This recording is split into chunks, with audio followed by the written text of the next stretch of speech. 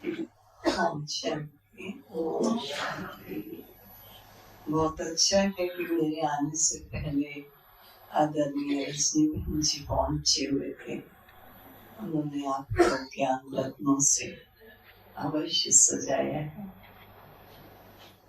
हो सकता है किसी ने सुना भी हो। मैं हमेशा एक एग्जाम्पल देती हूँ, क्योंकि कहीं जाओ तो कोई माला डालता है, कोई पटका डालता है, कोई बिंदी लगाता है, जैसा भी दिल के उद्गार है वो स्वागत में अर्पित करते हैं। तो मैं उसका एग्जाम्पल देती हूँ। देवी में तो आम चलता था, यहाँ देखा नहीं कभी। अब देवी में भी कम हो गया है। वहाँ गली गली में हाथी को लेकर महावत भगवा सा कपड़ा पहन लेता और वो गली गली अपने हाथी को लेकर आता, और हाथी अपनी सूंड ऐसे लोगों की तरफ करता तो बच्चे बड़े खुश होके घर से जल्दी जल्दी पैसा लाते। हाथी जो खाता केला लाते, कई गन्ना ले आती, वो हाथी की सूंड में रखते। हाथी अपने सूंड अपने मालिक की तरफ करता, मालिक उसमें से पैसा निकाल देता, उन्हें वो सूंड अपने लोगों की तरफ कर देता। कोई केला रखता, जबकि हाथी को केला बड़ा पसंद है, लेकिन वो खाता नहीं, महावत को दे देता। गन्ना भी हाथी को बड़ा पसंद है, कई गन्ना भी देते, लेकिन हाथी खाता नहीं, फौरन महावत की तरफ कर देता। मैं भी देखती हूँ कि जब कोई किसी प्रकार का पटके से स्वागत करता, या तिलक से स्वागत करता, या फूलों से स्वागत करता, तो मैं मन में पूछती कि ये मेरा स्वागत कर रहे हैं, ये उस दाता का स्वागत कर रहे हैं। अगर मैं उनकी ना होती तो मेरा स्वागत कौन करता? तो मैं हर चीज उस हाथी के न्याय आपने महावत की तरफ कर देते। पटका आ गया, ले लीजिए। अब गुलदस्ता आ गया, फिर महावत की तरफ। ये बिंदी आ गई, फिर महावत की तरफ। महावत स्वीकार करता है, और हाथी को अगर कुछ चाहिए तो महावत उसे जो देता है वो उसे स्वीकार करता है। लेकिन जो पब्लिक देती है, हाथी की सूंड में डालती है, उसमें हाथी किसी एक चीज को भी स्वीकार नहीं करता, वो सब महावत को दे देता है। तो मैं भी जब कभी वो दृश्य आया सामने, तो कहीं भी जाओ, कोई ताली बजाता है, कोई गीत गाता है, कोई नृत्य करता है, कोई फूल देता है विनती रूप से, तो मैं भी अपने महावत को कहती हूँ, आप स्वीकार करके जाइए। और मैं तो वो स्वीकार करूंगी जो आप मुझे देंगे। और दाता अपने बच्चों को किसी प्रकार की कमी नहीं छोड़ता, सब कुछ दाता अपने बच्चों को देते हैं। मैं समझती हूँ कि लेट मैं हो गई हूँ, क्योंकि थोड़ा रास्ता भी बदल गया था, और वैसे भी देवी से थोड़ा निकल पाए। तो मैं मन में सोच रही थी क्या सुनाऊं। फिर बाबा की बात याद आई। बाबा कहते इस विद्यालय में प्रतिदिन स्टडी करने वाले, नियम और धारणाओं में चलने वालों को ब्राह्मण कहकर पुकारा गया है। क्यों ब्राह्मण? जो ईश्वरीय नियमों में और ईश्वरीय मर्यादाओं में चलते। और ब्राह्मण का मूल लक्षण है निश्चय बुद्धि। कहा गया है निश्चय बुद्धि विच संशय बुद्धि विनश्य। हमारी सबसे पहली पहचान है कि हमें संपूर्ण निश्चय है कि इस विद्यालय का सुप्रीम टीचर कौन है और किसकी स्टडी हम सबको मिल रही है और किस लक्ष्य को प्राप्त करने के लिए हम ये पढ़ाई पढ़ रहे हैं। और बाबा उनको सुनाता है, निश्चय बुद्धि बच्चों की दो निशानियां होती हैं। पहली निशानी, निश्चय बुद्धि बच्चे सदा निश्चित होते हैं, उनको किसी प्रकार की चिंता नहीं होती है क्योंकि वो ईश्वरीय छत्र छाया में चलते हैं। उन्हें मालूम है कि हमारा रक्षक, हमारी छत्र छाया, हमें नया जीवन प्रदान करने वाला कौन है? वो सर्वशक्तिवान जिसका नाम सिमरन करने के लिए लोग समय निकालते हैं और दर्शन के लिए लाभ्यत रहते हैं,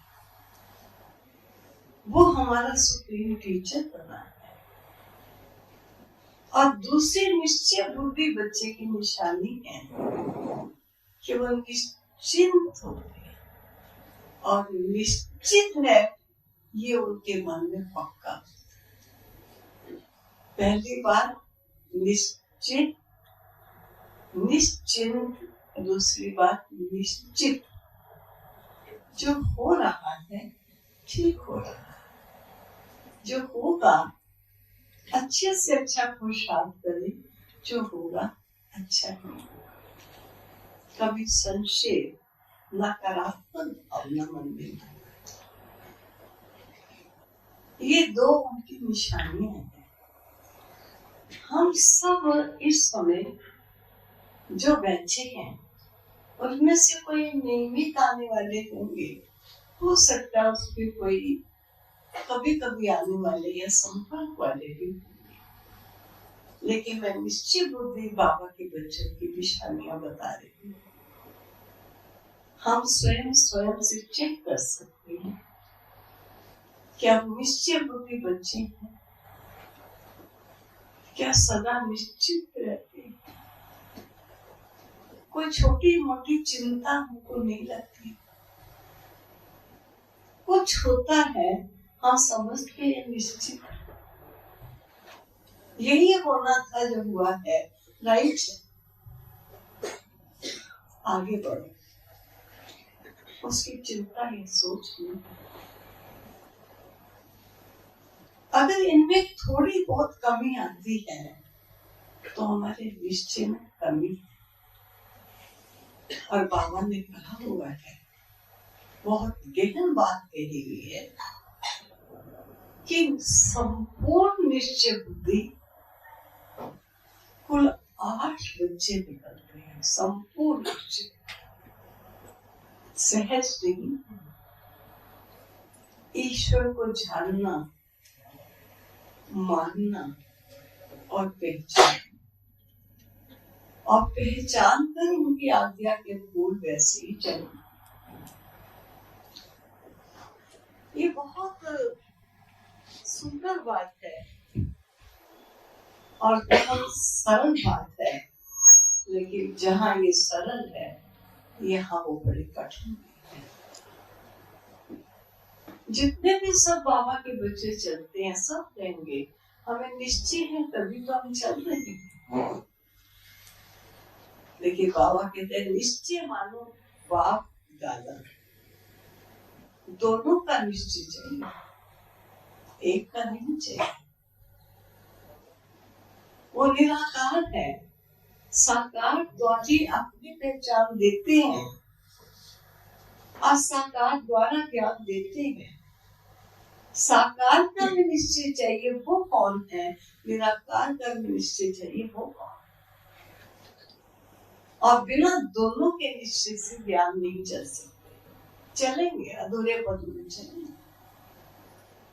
जिसका मैं एक एग्जाम्पल देती हूँ। एक बार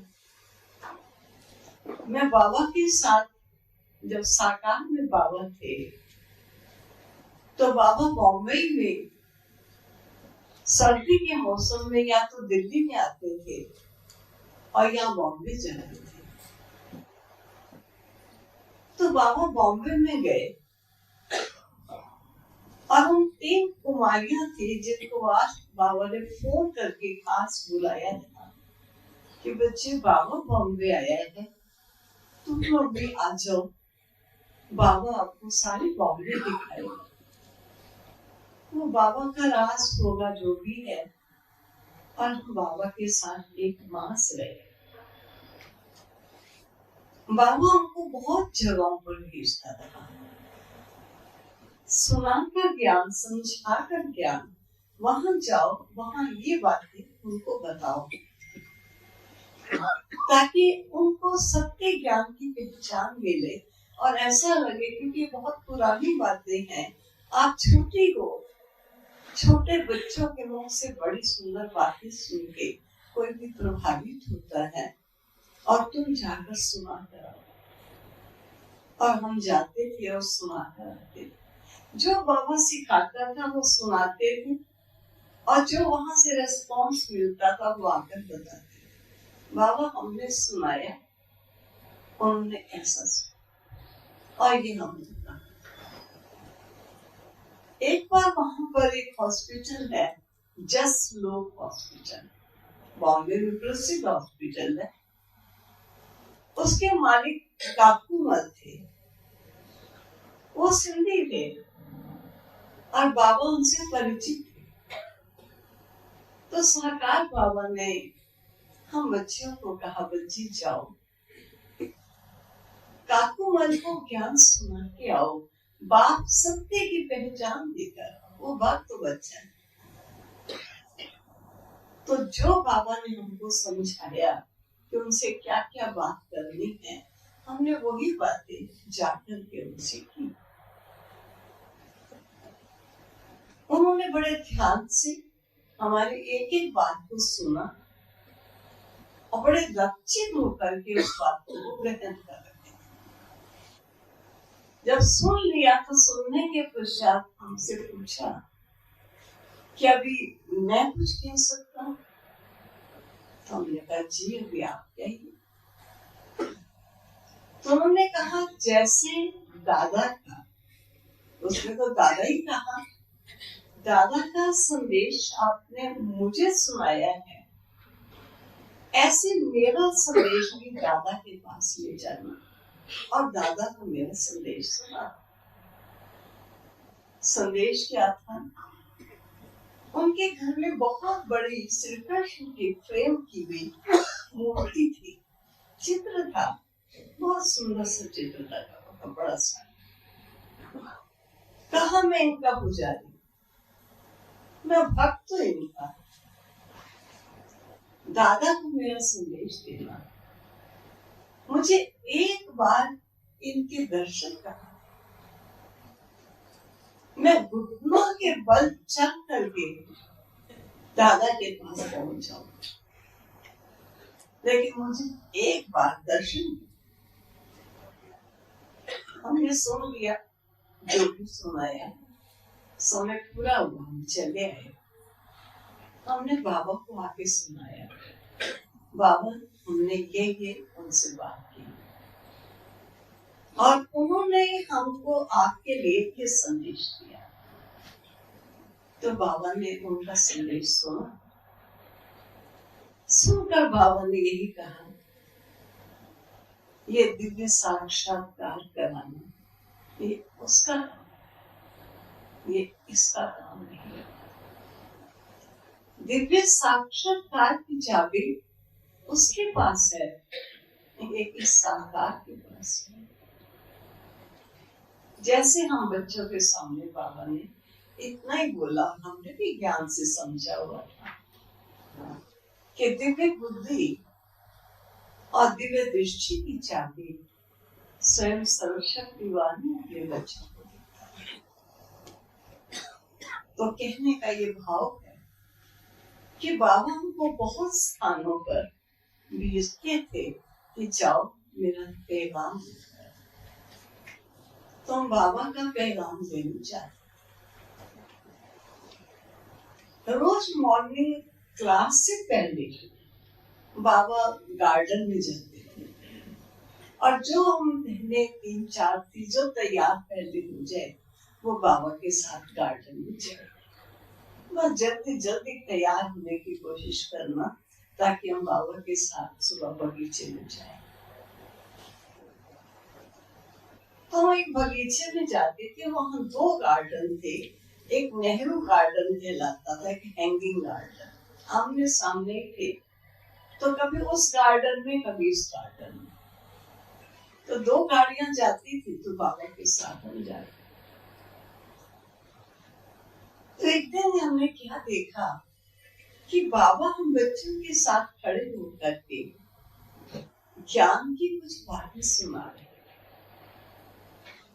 प्रातः मुरली से पूर्व कुछ बातें बाबा हमको पाठ में सुनाते थे। लेकिन मैंने देखा जैसे यहाँ से बिल्कुल दूर लास्ट एक व्यक्ति था,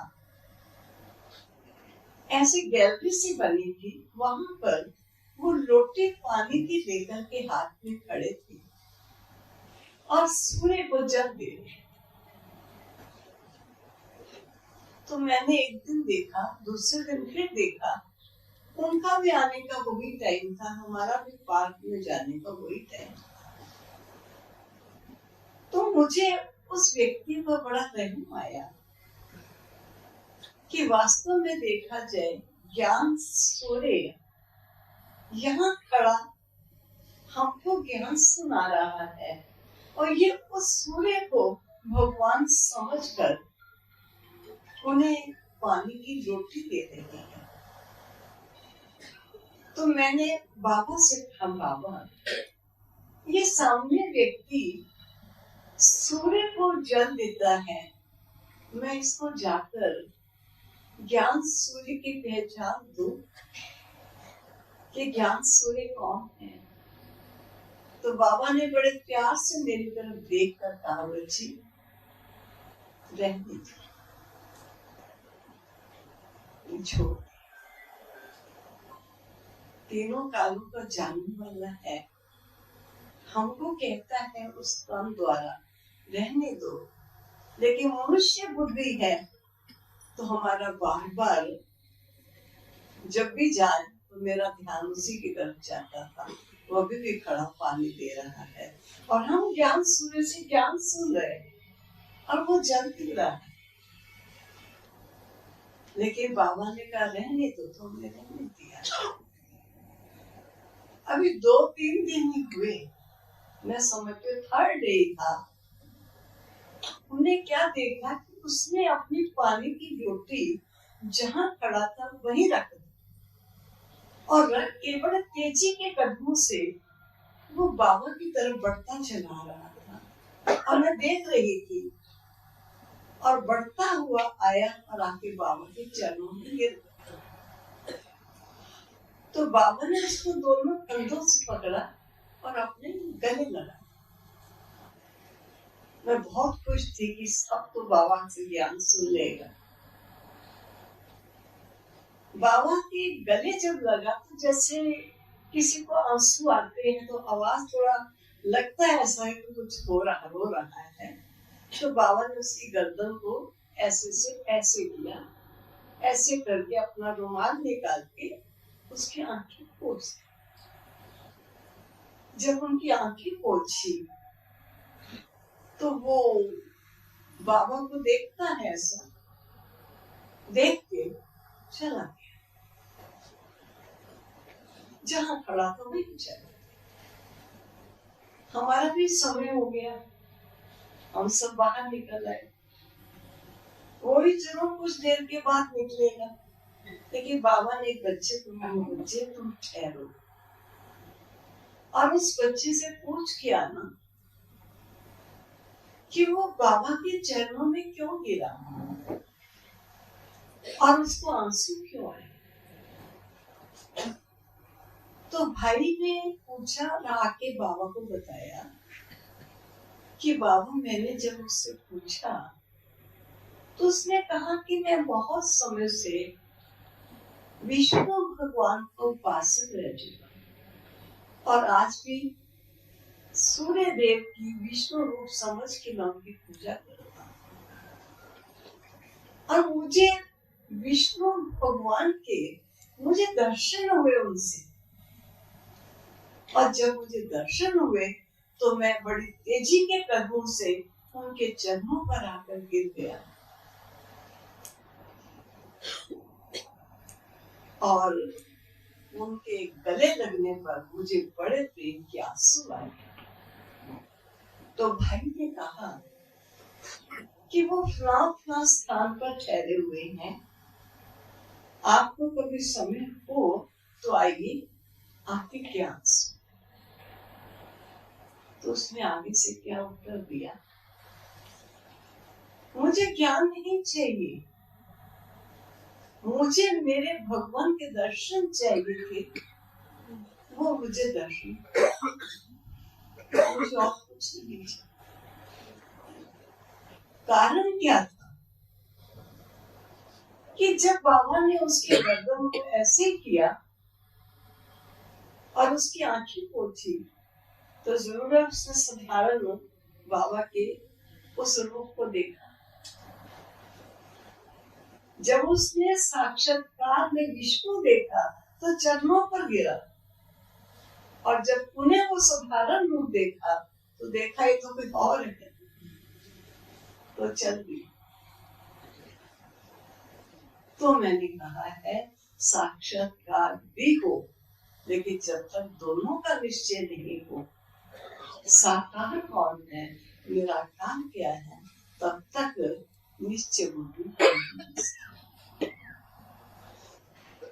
अपने इष्ट को भी देखा लेकिन साकार तन में देखा, और ये तन वो भी तन है जो कभी विष्णु रूप था, और ये अंतिम जोड़ा साधारण रूप है जिसमें स्वयं सर्वसमर्थ प्रवेश होकर के ज्ञान सुना। अब ये मालूम न होने के कारण उसने नई शब्द कहा, मुझे दर्शन चाहिए थे, हो गए, मुझे ज्ञान नहीं चाहिए। हम कई बार सोचते थे कोई बंधन में बहन या भक्ति होती है तो मैं कहती बाबा एक बार को साक्षात्कार हो जाए ना, शायद ये बंधन डालना बंद कर दे। कई प्रकार के विघ्न डालते ही नहीं डालेंगे, लेकिन मुझे उत्तर मिला उसी दिन कि साक्षात्कार हो भी जाए, लेकिन जब तक रथी और रथ दोनों की पहचान नहीं है तब तक साक्षात्कार होने से भी कोई ज्ञान भी चल नहीं सकता। ज्ञान की अतिवश्यकता, और आप सबको शायद ये मालूम होगा, बाबा हमेशा बच्चों को कहता था निश्चय पत्र बच्चे लिखो। यज्ञ जब स्थापित हुआ तो हमारी दादियां हमको सुनाया करती थी कि बाबा हमसे निश्चय पत्र लिखवाते थे कि हमें निश्चय है कि हम इस यज्ञ में स्वयं सर्व समर्थ सर्वशक्तिवान को समर्पित होकर उनसे पढ़ाई पढ़ रहे हैं। क्या ये निश्चय है?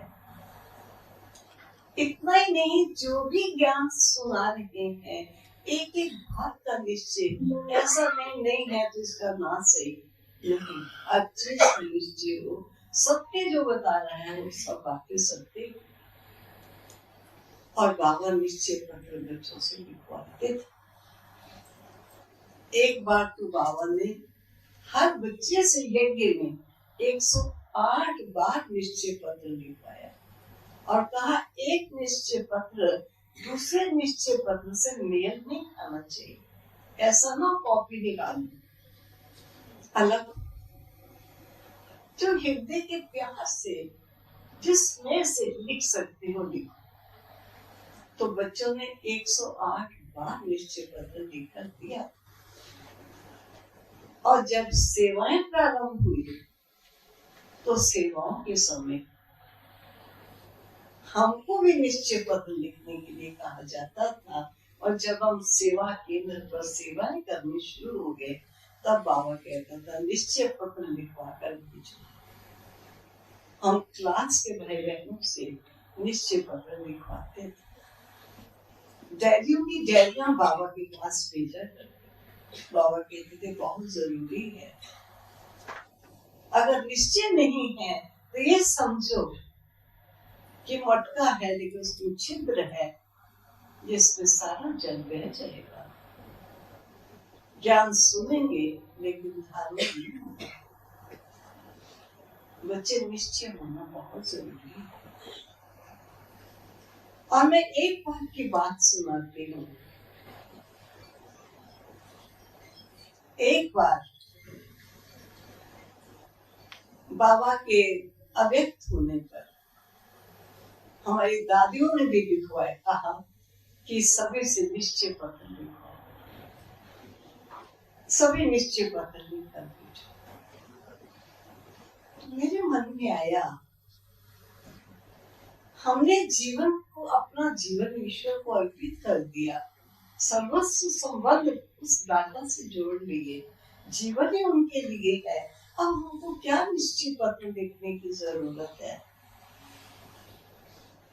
और मैंने सबसे निश्चय पत्र लिखवाया, लेकिन मैंने स्वयं नहीं लिखा। मन में सोचा क्या लिखना, बहुत बार तो लिख चुके, अभी भी निश्चय को कोई संशय है क्या। निश्चय बहुत सूक्ष्म चीज है। मैं समझती हूँ कोई 4-6 दिन हुए होंगे, बाबा की एक अव्यक्त मुरली है। उस मुरली में जैसे मुझे मेरे प्रश्न का उत्तर बाबा ने दिया, जो मैंने निश्चय पत्र नहीं लिखा। बाबा ने क्या मुझे उत्तर क्या मिला, वाणी चली है, वो वाणी आज भी किताबों में है। उसको किसी ने किस भाव से पढ़ा होगा, किसी ने किस भाव से, लेकिन मैंने जो भाव लिया उसमें आया कि तूफान कई बार बहुत बड़े आते और इतना तेज तूफान, इसमें कई वृक्ष गिर जाते हैं, कई बिजली के पिलर गिर जाते हैं, कई घर की कमजोर दीवारें गिर जाती हैं, कई टीन की छतें उड़ जाती हैं। काफी नुकसान होता है अगर बड़ा तूफान आता है। और सचमुच ऐसा तूफान बहुत नुकसान करके जाता है। लेकिन बाबा ने कहा, मानो किसी एक बार बड़ा तूफान नहीं आया, बड़े से काफी हल्का तूफान आया, छोटा तूफान है लेकिन तूफान है। उस तूफान में एक बहुत बड़ा वृक्ष जो बड़ा मजबूत है वो गिर गया। सब लोगों को आश्चर्य हुआ, इतने बड़े तूफान में इस वृक्ष को कुछ नहीं हुआ, और ये नन्हे से तूफान से ये वृक्ष गिर गया, क्या हुआ इसको। तो सभी देखने जा रहे, तमाशा हो गया, कितना बड़ा वृक्ष कैसे गिर गया। आप समझ सकते हो, बड़े तूफान से नहीं गिरा, छोटे से गिरा। अब उसका कारण क्या, क्यों गिर गया। वास्तव में देखा जाए तो बड़े तूफान ने उस बड़े पेड़ की जड़ों को हिलाया जरूर था, झूमा तो वो जरूर था, लेकिन गिरा नहीं, जड़ें हिल चुकी थी। और अचानक जब एक छोटा तूफान आया, हिली हुई जड़ें होने के कारण वो बड़ा पेड़ गिर कर धराशायी गिर गया। तो कारण, बड़े से जड़ें हिली, छोटे ने उसको गिरा, जिसका हम कई बार अपने जीवन में एग्जाम्पल देखते। क्या एग्जाम्पल देखते हैं। हमने देखा, हमारी एक माता जिसको मैं कहूंगी अंगद समान ईश्वर की लेके हम चले, अनेकों के लिए एग्जाम्पल थे और सभी को हम बताते थे, देखिए निश्चय है तो इसको निश्चय कहा जाता है। उस माता के दामाद में अचानक उसके घर में आया हुआ था, उसने शरीर छोड़ दिया। ऐसे समय पर भी वो माता निकाल के कैसे भी करके बाबा के घर अपनी हाजिरी लगा के वाणी के जनरक्षण चली गई। क्लास मिस बेटी की विदाई है शादी के साथ। विदाई में सब लोग इकट्ठे होके खड़े हैं कि विदाई होगी, लेकिन वो विदाई के बीच में से निकल के बाबा के घर में आ गई, आके वाणी के चरण क्षण अक्षर पढ़े और बाबा के घर हाजिरी लगा के जल्दी से जल्दी चली। मेरा कहने का भाव है कि उसने कभी बाबा की क्लास में कुछ भी हो गया, उसके पति का दिवाला निकल गया। बिजनेस में ऊपर नीचे होता है। पति ने शरीर छोड़ा, लेकिन वो निश्चय बुद्धि आत्मा अडिग होकर ईश्वर का हाथ पकड़कर चलती।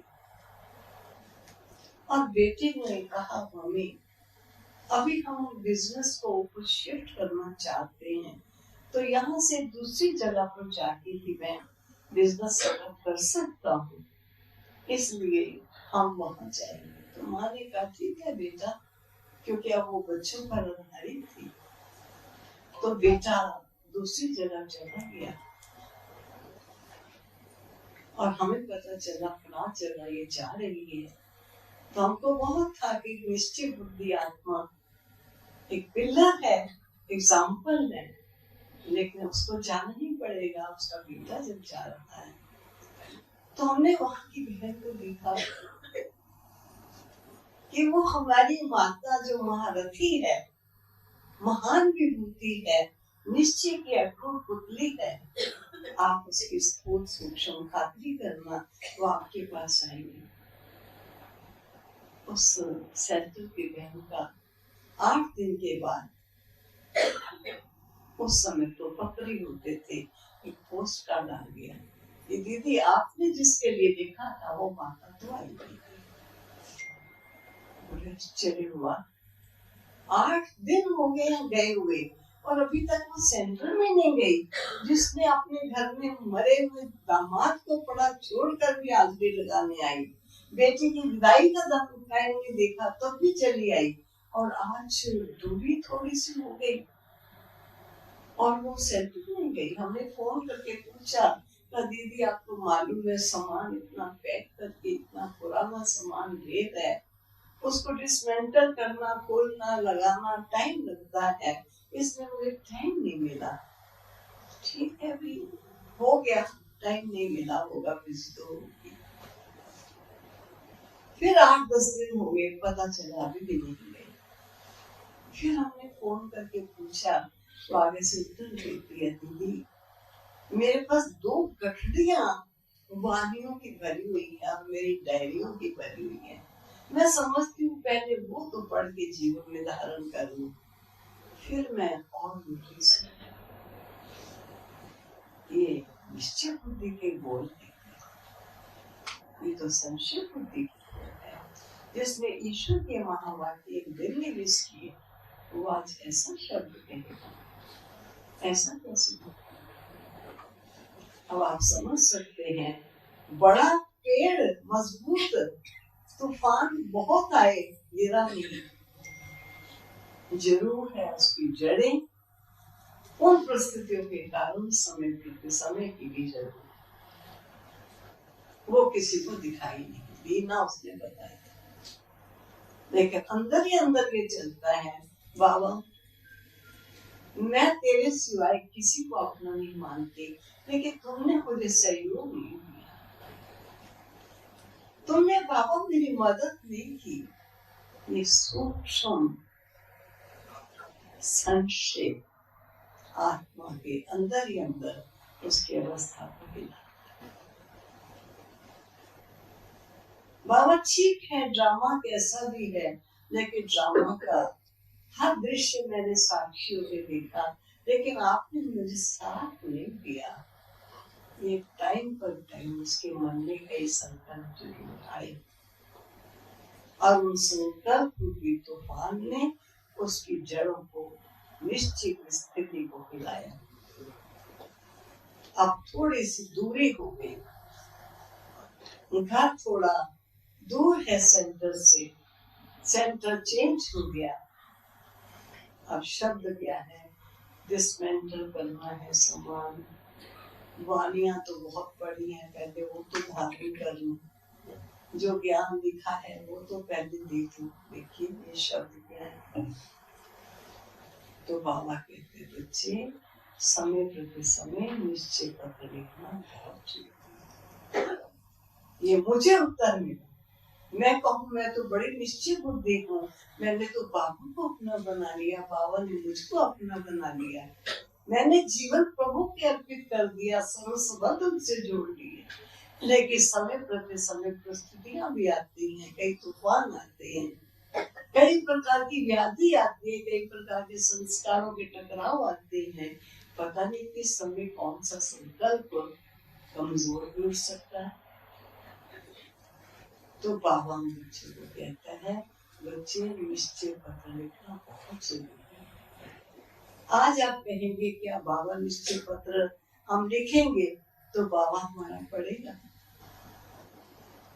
क्या दादियां पढ़ेगी? कोई नहीं पढ़ेगा।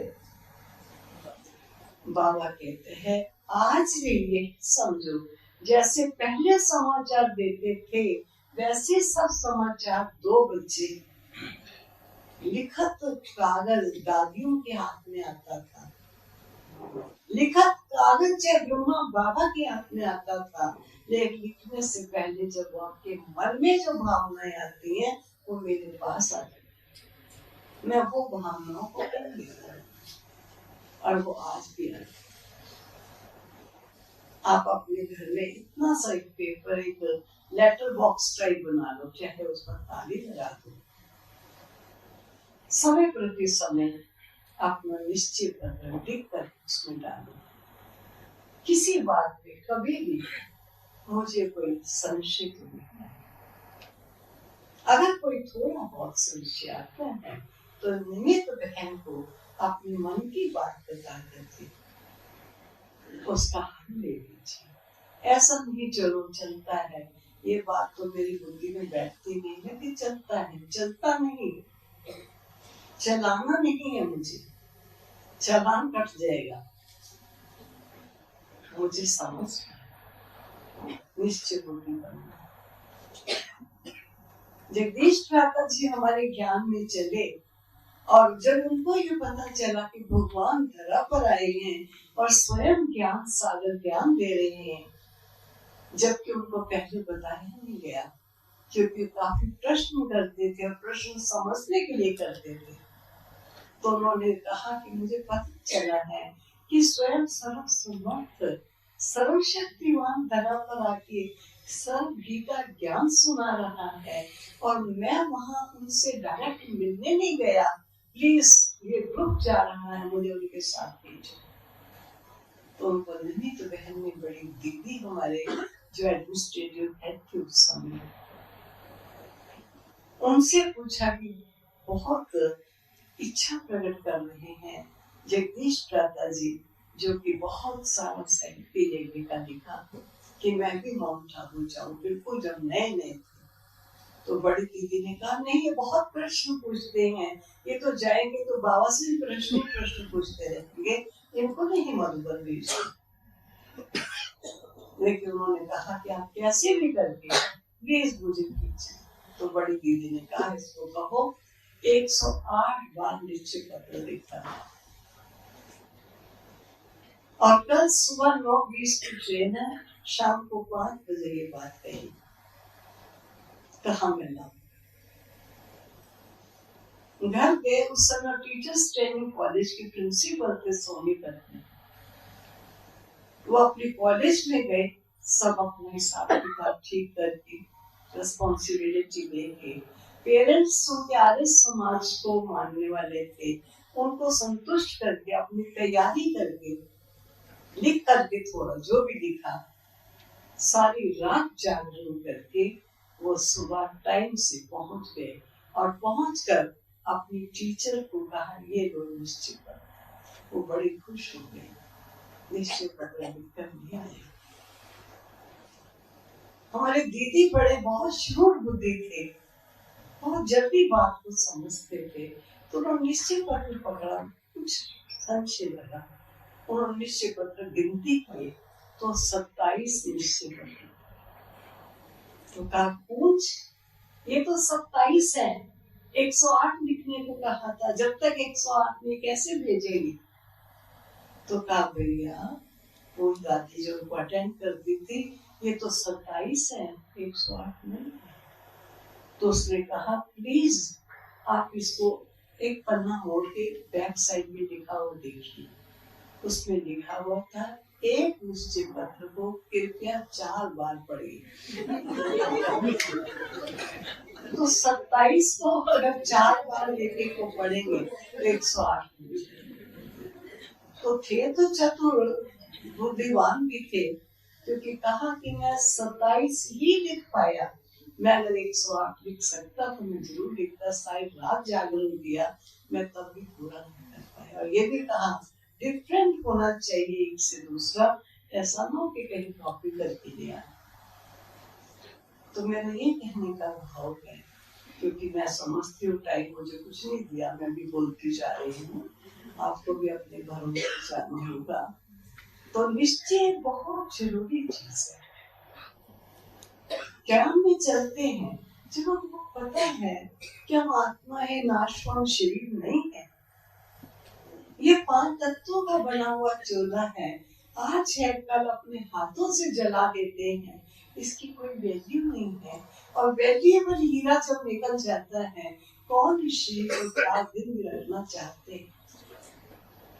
और इस वैल्यूएबल हीरे का अविनाशी नाता ये देहधारियों से नहीं है, उस एक से। और उससे जब हमारा संबंध जुड़ता है तो जो उनकी शक्तियां हैं वो आत्मा में आती हैं और आत्मा मास्टर सर्वशक्तिवान बनती चली जाती है। वो कार्य जो इंसान सहज नहीं कर सकता, वो ईश्वर की शक्ति से सब सुलभ और सहज हो जाता है। कोई कहे ये मुश्किल है, लेकिन दाता की शक्ति से कुछ मुश्किल नहीं, सब सुलभ। तो और कुछ नहीं तो आप अपने यहाँ पर एक छोटा सा डिब्बा रख लेना, उसमें अपना समय प्रति समय निश्चय पत्र लिखना, चाहे 8-10 दिन के बाद उसको फाड़ के फेंक देना, क्योंकि आपने जो लिखा है आपके मन की लिखत बाबा के पास पहुंच ऊपर ले, और उसका रिस्पॉन्स भी आपको देगा। ठीक है? ओम शांति, ओम शांति।